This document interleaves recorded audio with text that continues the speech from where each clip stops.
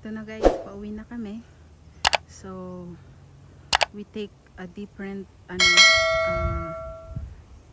way towards White Beach. So this is on top. We're on top of the mountain looking down towards Aninuan. You see?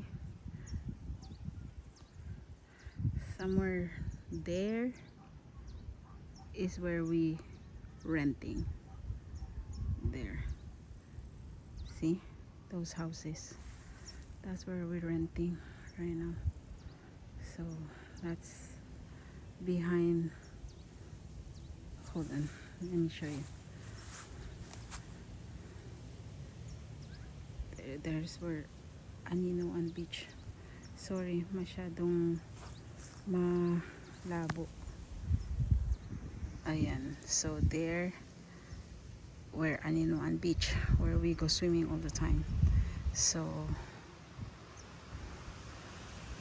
this is where we came from, Aninuan Waterfall. So we trike from down there to go up to the waterfall, and now we're walking back. This way is better path, but following the river is a bit easier, closer I mean, but this is well maintained road for some residents past the Aninuan waterfall. So ayan, ito yung way pabalik sa pabalik galing sa Aninuan waterfall. So ang mahihit mo dito is White Beach. Yan. So ang ganda ng view, no? Grabe, sa taas ng ng bundok, ang ganda ng view. Ito parang meron nag-clear sila ng kalsada kasi parang merong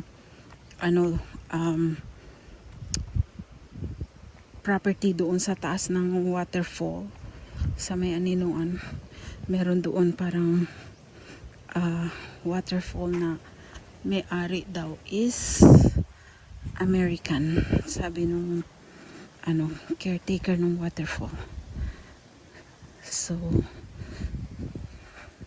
ayan, siguro pina-clear niya ito para madaanan ng sasakyan niya. Pero is not cemented. See, it's not paved. Pero pwede yata daanan ng 4x4. Ayan, dumadaan. Makikita nyo naman merong mark ng gulong, 4x4. So it's kinda cool kung meron kang 4x4 ATV. Yan.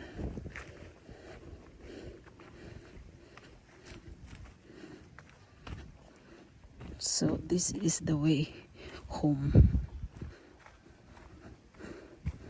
But if you live sa White Beach, pwede mo ito pwede na ito yung way mo papunta sa Aninuan waterfall kasi mas siya, mas clear kasi yung dinaanan namin, well, it was our first time, so we don't exactly know where the path is. We just kinda like follow the path. Pag nakikita namin na may path, ayun, pina-follow namin. Tapos minsan nawawala ka, syempre, kasi hindi first time nga namin. So tapos pag nawala kami, sundan lang namin yung agos ng tubig pataas. Tapos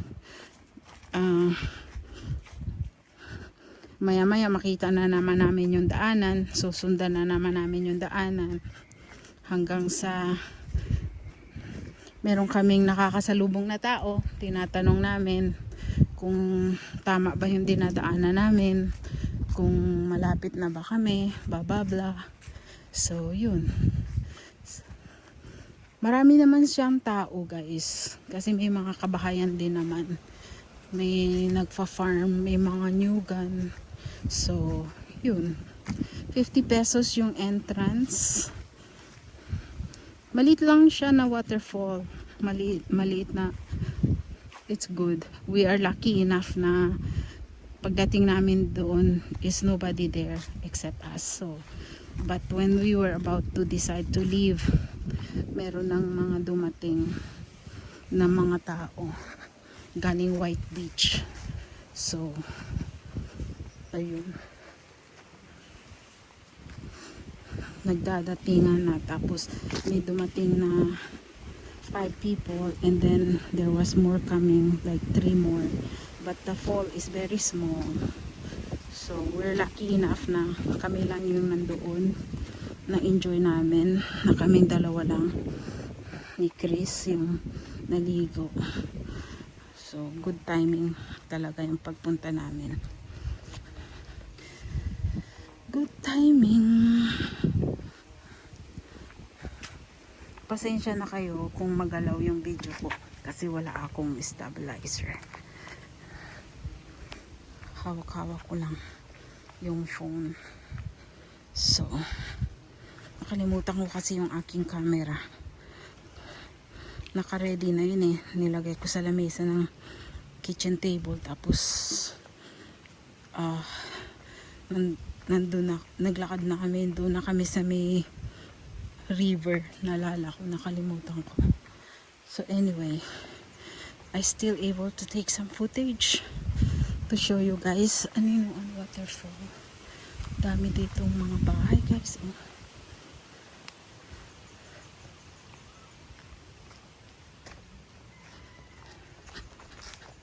Don't step on the thing, it's slippery.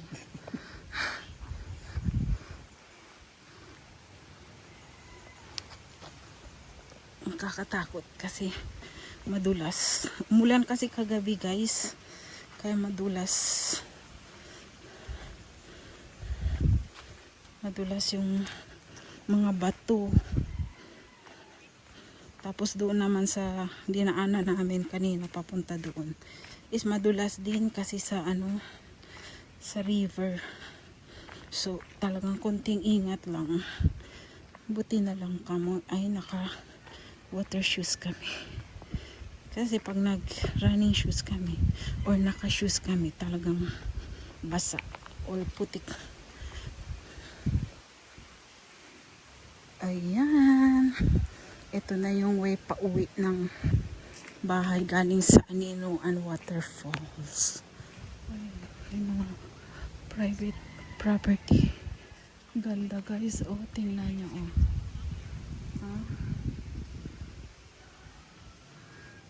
Daming mayayaman na katira dito sa Puerto Galera. Sana all.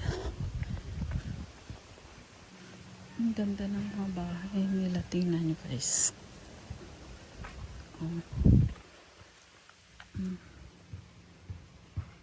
Ganda ng view. Ganda ng view ng kanilang mga bahay. May basketball court pa sila dyan. So tingnan nyo yung view ng